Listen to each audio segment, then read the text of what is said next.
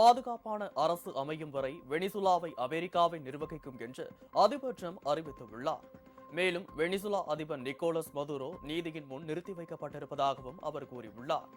தென் அமெரிக்க நாடான வெனிசுலாவிலிருந்து பயங்கரமான போதைப் பொருட்கள் கடத்தப்படுவதாக அண்மை காலமாக குற்றம் சாட்டி வந்த அதிபர் ட்ரம்ப் அந்நாட்டிற்கு எதிரான ராணுவ நடவடிக்கை எடுக்கப்படும் என்று எச்சரித்து வந்தார். அதன்படி நேற்று அதிகாலை வெனிசுலா தலைநகர் கராகஸ் மீது அமெரிக்கா விமானப்படைகள் 7 இடங்களில் குண்டுகளை வீசி தாக்குதல் நடத்தின. இதனை சமூக வலைதளத்தில் அதிகாரப்பூர்வமாக அறிவித்த அமெரிக்க அதிபர் ட்ரம்ப், அதிபர் நிக்கோலஸ் மதுரோவும் அவரது மனைவியும் சிறைபிடிக்கப்பட்டு நாடு கடத்தப்பட்டிருப்பதாகவும் கூறியிருந்தார். அமெரிக்க ராணுவ கப்பல் ஐவோ ஜிமாவில் நிக்கோலஸும் அவரது மனைவி சிலியாவும் சிறைபிடிக்கப்பட்டிருப்பதாக தகவல் வெளியானது. இந்நிலையில் கண்கள் கட்டப்பட்டுள்ள நிலையில் கைகளில் விலங்கிட்டப்பட்டிருந்த நிக்கோலஸ் மதுரோவின் புகைப்படத்தை ட்ரம்ப் வெளியிட்டார்.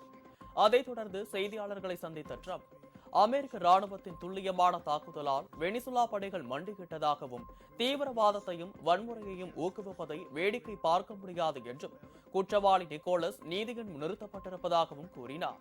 வெனிசுலா நாட்டின் பெட்ரோலிய தொழில்துறையில் இனி அமெரிக்காவின் தலையீடு வலுவானதாக இருக்கும் என்றும் அவர் கூறினார்.